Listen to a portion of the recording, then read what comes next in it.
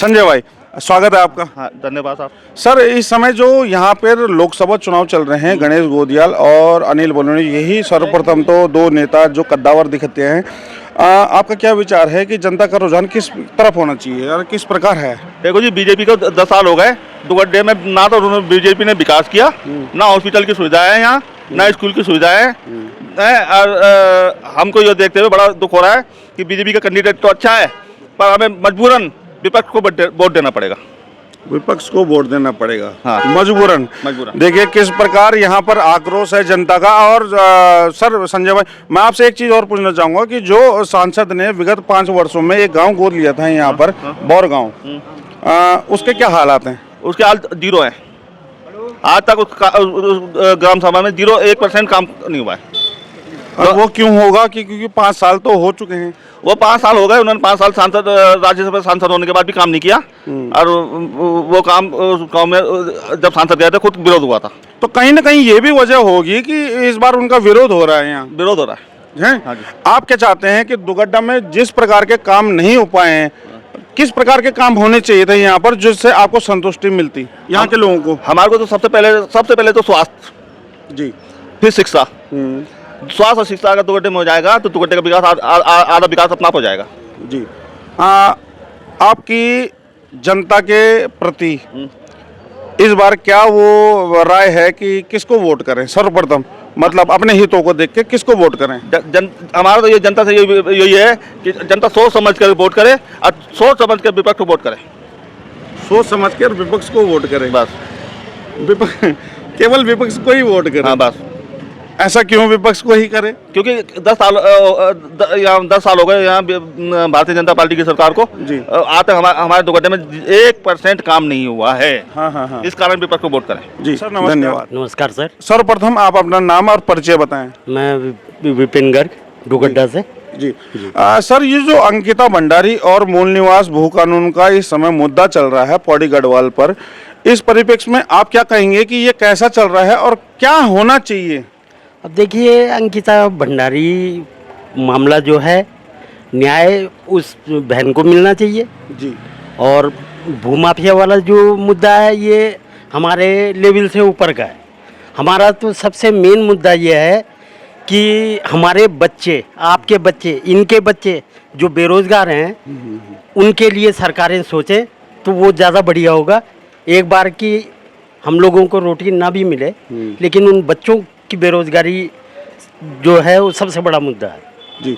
इस समय आप क्या चाहते हैं, जो ये लोकसभा चुनाव है इसी महीने 19 तारीख को, आप कैसा नेता चुनना चाहेंगे अपने जनप्रतिनिधि के रूप में? चाहे वो कांग्रेस हो, चाहे वो बीजेपी से हो, चाहे आम आदमी पार्टी से हो, चाहे वो यूकेडी से हो। जी। जो क्षेत्रीय मुद्दों पर काम करे, ऐसे क्या मुद्दे हैं जिन पे आप ये चुनेंगे कि हाँ हमारा नेता कैसा होना चाहिए?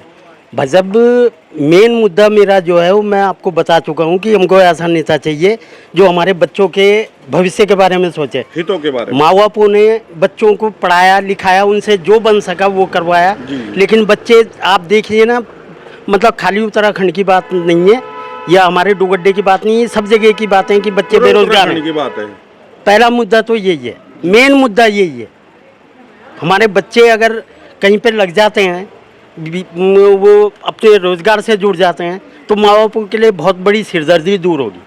जी। गणेश गोदियाल और अनिल बलूनी जी में आपका रुझान किस तरफ रहेगा, ये बताइए। भाजपा, देखिए रुझान की बात तो ये है कि दोनों कैंडिडेट बढ़िया हैं, दोनों प्रत्याशी दोनों पार्टियों के बढ़िया हैं। अब ये है कि वोटर ऐसा होता है कि एंड तक भी जो पार्टी से जुड़े लोग होते हैं तो उनका तो डिसीजन होता है कि भाई मैं बीजेपी का हूँ, वो कांग्रेस के हैं, है ना। लेकिन हम लोग ऐसे हैं कि हम उसी टाइम पे जिधर पड़ला भारी देखेंगे उधर वोट करेंगे।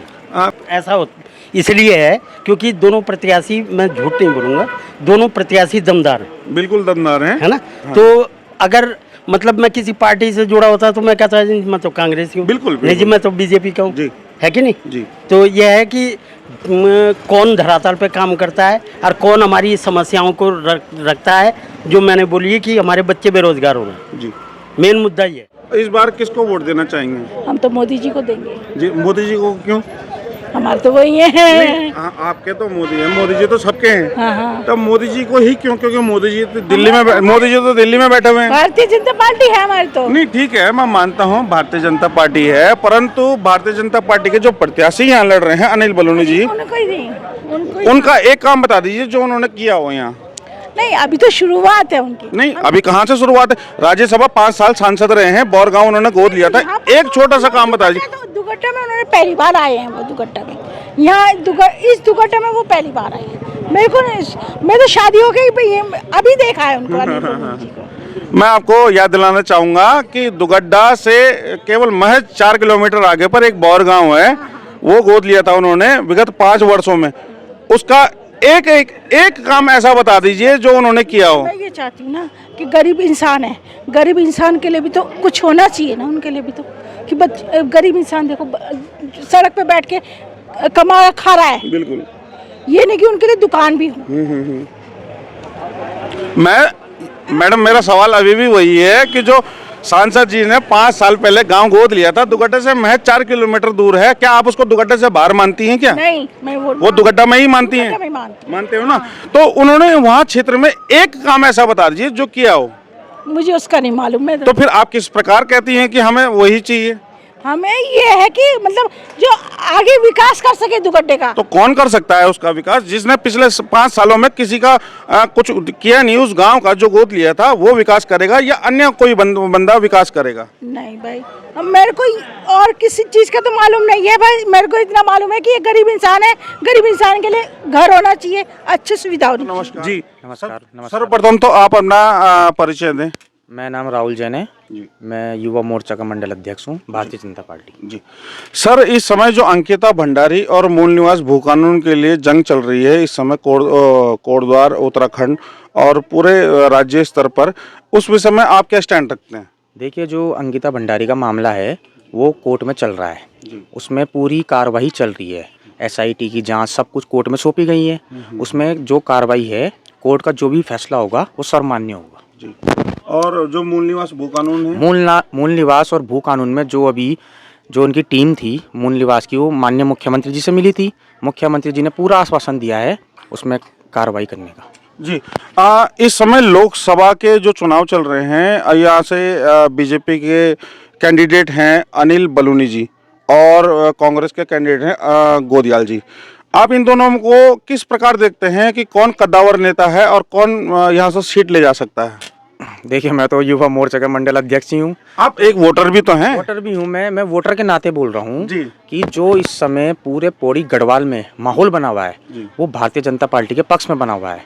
मोदी जी ने गरीब तबके से लेकर जो सामान्य लोग हैं पूरे मोदी जी के पक्ष में है। अनिल बलूनी जी जो विगत 5 साल राज्यसभा सांसद भी रहे हैं, इन्होंने एक गांव गोद लिया था यहाँ से 5 किलोमीटर आगे पर आपका बोरगांव। वहाँ कितना विकास हुआ है धरातल पर, जो आप जानते हैं और जो बता सकते हैं? देखिए, जो बोरगांव ने गोद लिया था वहाँ पे भी जो 1-2 रोडें थी वो पास हुई हैं। और जो अनिल बलूनी जी को जो विपक्ष बार बार उन पर आरोप लगा रहा है कि अनिल बलूनी जी ने क्या करा, अनिल बलूनी जी ने कोरोना के टाइम पे, जब कोरोना काल आया था, उस समय एक ICU बेड की व्यवस्था करी कोटद्वार में। सब जगह अनिल बलूनी जी ने अपना योगदान दिया है। हर जगह कोरोना काल में अनिल बलूनी जी का बहुत बड़ा योगदान रहा। अभी हाल ही में उन्होंने अपनी सांसद निधि से 15 करोड़ रुपए ये तारामंडल को दिए। जो अनिल बलूनी जी राज्यसभा सांसद थे, राज्यसभा सांसद में जो जितना बजट होता है उन्होंने उस हिसाब से उस मुताबिक पौड़ी गढ़वाल में बहुत पैसा लगाया है। इतनी जानकारी है, मैंने उन्हें आपको बताया। उन्होंने ऐसा नहीं है, वो राज्यसभा सांसद थे। राज्यसभा सांसद में गढ़वाल नहीं आता, और जगह भी आता है। बहुत जगह उन्होंने कार्य किए हैं और अपना काफ़ी पैसा उन्होंने हर समय, वो जबकि एक कैंसर पीड़ित थे, जब कैंसर हुआ उनको, उसके बाद उन्होंने काफ़ी सोचा गढ़वाल के बारे में। उन्होंने इस बार मन बनाया था मैं गढ़वाल के लिए, गढ़वाल से चुनाव लड़ूं, और हमारे माननीय मोदी जी ने उनको टिकट भी दिया पार्टी ने। तो उनका मकसद है कि पलायन रोकना, उनका बहुत बड़ा, उन्होंने साफ अखबारों में न्यूज़ों में कहा है गढ़वाल की चिंता अब मेरी है। जबकि सब आप कह रहे हैं कि पलायन रोकना उनका प्रमुख मुद्दा है। सबसे पहला मुद्दा तो ये कि जो गांव उन्होंने गोद लिया था वहाँ, वहीं से पलायन हो चुका है कि महज 4 से 6 लोग वहाँ रह रहे हैं। किस प्रकार का पलायन ये रोकना चाहते हैं? आपकी दूरदर्शिता क्या बताती है और उनकी दूरदर्शिता क्या बताती है? आप इसमें केवल निष्कर्ष बताएं। देखिए, जहाँ तक आप उनकी बात कर रहे हैं कि वहाँ 4 से 6 लोग रह रहे हैं, ऐसा नहीं है। वहाँ कम से कम 10 से 15 परिवार आज भी हैं जिनका वोटर लिस्ट में अभी भी नाम है। सर मैं जाके देख चुका हूँ और सर्वप्रथम सबसे पहला बंदा मैं ही हूँ उस गांव में जाने वाला। मैंने धरातल पर जाकर देखा है और पूरे गांव का अवलोकन किया है। 4 से 6 लोग वहाँ रह रहे हैं और वही लोग ये कह रहे हैं कि यहाँ पर न रोड है न कुछ है। तो अब आप बताइए कि किस प्रकार वहाँ पर 10 से 15 परिवार आप जो कह रहे हैं। देखिए, वो राज्यसभा सांसद थे अनिल बलूनी जी, उन्होंने जितना कार्य किया है अपने राज्यसभा उससे किया है। अब की बार उन्हें फुल फ्लैश में जरा सांसद बनने दीजिए, पलायन पे ही रुकेगा। जो उनका बोरगांव गोद भी लिया है उस पर भी कार्रवाई होगी और जनता को पूरा लाभ मिलेगा। जी अच्छा, गोदियाल जी को किस प्रकार देखते हैं आप? देखिए, गोदयाल जी कहीं भी फाइट में नहीं है। मैं आज आपको बता दूं, पिछले बार हम लोकसभा 2.5 लाख से जीते थे, इस बार हमारा लक्ष्य 5 लाख से है। कम से कम ये 5 लाख लक्ष्य हमने भारतीय जनता पार्टी हर कार्यकर्ता ने और जनता भी, हम जहाँ जहाँ वोट मांगने जा रहे हैं जनता से हमें भरपूर समर्थन मिल रहा है। मोदी जी के उससे भी, मोदी जी के प्रयास कामों से भी और अनिल बलूनी जी के प्रयास से भी। जी मतलब आपका पूरा जन समर्थन रहेगा उनके लिए? बिल्कुल, हमारा अनिल बलूनी जी के साथ पूरा जन समर्थन है। और जो कांग्रेस पार्टी बार बार ये कह रही है कि वो दिल्ली का है, हाँ। मैं यहाँ को मैं ये बता दूं आपको, गणेश गोदियाल जी, उनका सारा कारोबार मुंबई में है। वो मुंबई के एक कंपनी है उसमें ठेकेदारी करते हैं और सब उनके बच्चे तक वहाँ रहते हैं। ऐसा कुछ नहीं है, अगर वो कहते हैं मैं पहाड़ का बेटा हूँ तो अनिल बलूनी भी पहाड़ का ही बेटा है। जी धन्यवाद। नमस्कार। सर्वप्रथम तो अपना परिचय। मैं रविंद्र गोयल। जी दुगड्डा। हाँ जी। सर मैं आपसे ये जानना चाहता हूँ कि इस समय जो लोकसभा चुनाव चल रहे हैं यहाँ पर बीजेपी की तरफ से आपका अनिल बलूनी जी और गोदियाल जी कांग्रेस की तरफ से उतारे गए हैं, आपका क्या स्टैंड है? सर हम तो ऐसा है कि बिजनेसमैन आदमी है, प्लस मैं भारतीय जनता पार्टी का मंडल उपाध्यक्ष भी हूँ जी। तो स्वाभाविक अनिल बलूनी जी। जी अच्छा, एक काम अनिल बलूनी जी का ऐसा बता सकते हैं जो उन्होंने धरातल पर किए हों कार्य? कर रहे हैं, बहुत लोग कर रहे हैं। गाँव गोद लिया था, हाँ जी, उसमें भी करा, सुनने में आया। बाकी तो भाई साहब जो बातें हैं, ये भारतीय जनता पार्टी इसलिए भाई भगवान राम के नाम पे पार्टी को उसमें तो पहुँच देते हैं, फिर एक भी बम विस्फोट नहीं हुआ, हम सुरक्षित घूम रहे हैं। अच्छा कभी बम विस्फोट हुआ था दुगड्डा में? नहीं दुगड्डे में नहीं, जैसे टीवी में न्यूज आती थी कि बॉम्बे में हो गया, दिल्ली में हो गया, तो भाई साहब 10 साल से हमें सुनाई नहीं दिया। इसमें भी हम सुरक्षित महसूस कर रहे हैं। हम दिल्ली जा रहे हैं, हम पहले सोचते हैं कि विस्फोट कहीं हम उड़ ना जाएँ। इस बारे में भी है, पहले आतंकवादी इतने घुसते थे भारत में, अब कहाँ दिखाई देते हैं आपको बताइए। ठीक, आपने कहा कि बलूनी जी ने गांव गोद लिया था, बौरगांव। एक काम ऐसा बता दीजिए जो बौरगांव में हुआ हो। भाई साहब इस बारे में वो भी बता सकते हैं क्योंकि काम उन्होंने किया, हम तो पब्लिक है। अब मुझे कल का समझ में, आप कल का पूछ के बता दो कल से पर्सनली। नहीं सर, दुगड्डा से इतनी दूर नहीं है वो, महज 4 से 5 किलोमीटर दूर है। बिल्कुल सही कह रहे हो आप। करा होगा उन्होंने, लिया उन्होंने, बड़े आदमी कैसे निकल रहे, राज्यसभा सांसद भी रहे, काम तो कैसे नहीं किया उन्होंने। पार्टी कुछ देख के तो वोट देती है भाई साहब, टिकट। मैं वही तो कह रहा हूँ, महज दुगड्डा से 4 से 5 किलोमीटर दूर है। उन्होंने ऐसा क्या काम किया जो आपकी नजर में नहीं आया है, आपके संज्ञान में नहीं आया है? ऐसा भाई साहब देखो, ऐसा है कि हम तो दुकान में बैठ रहे थे, मेरे बोर का गए नहीं, पर हमने जैसा आप कर रहे, आपसे सुना और से सुना, पर उन्होंने काम के धरातल में किए हैं, लोगों को पता होगा। इस बारे में जो भी होगा आपको कल बता देंगे, पूछ के, बड़ी बात नहीं है जी। इस बार अनिल बलूनी या गणेश गोदियाल? भाई साहब देखो, हम भगवान राम के साथ, उन्होंने राम का मंदिर बना दिया, इसलिए बलूनी जी। तो राम का मंदिर बनाने में अनिल बलूनी जी का हाथ है क्या? देखो ऐसा था भाई साहब, नरेंद्र मोदी जी है, अगर बलूनी जी जीतेंगे तभी तो प्रधानमंत्री बनेंगे। आप सोचिए, अगर हम उनको सपोर्ट करेंगे, बात करें, तभी तो होगा जो कुछ होगा। तो अगर इस बार वोट किसके नाम पे?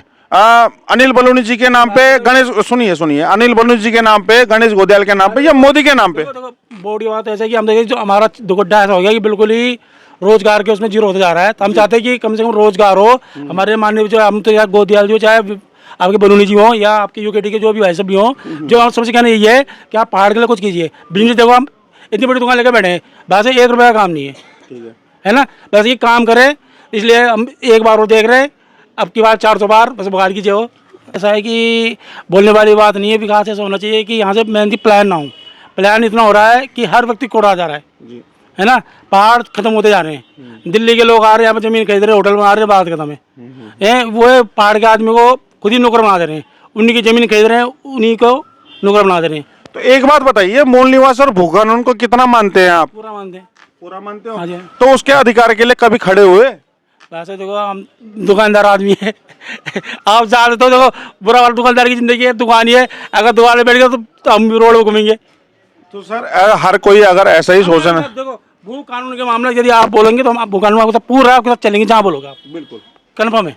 और जो अंकिता भंडारी है, अंकिता भंडारी कैसे वैसे हम क्या बोले? जो गढ़वाल की बेटी थी वो, हाँ जी, हाँ जी। जी, तो गढ़वाल की बेटी को अगर न्याय किस प्रकार मिलेगा, जो कि 1.5 साल से उसके माँ बाप रोडों पे धरना दे रहे हैं? नहीं वो तो स्वाभाविक भाई मिलना चाहिए, ये कहते हैं बीजेपी का कोई नेता क्यों नहीं बोलता उस विषय में?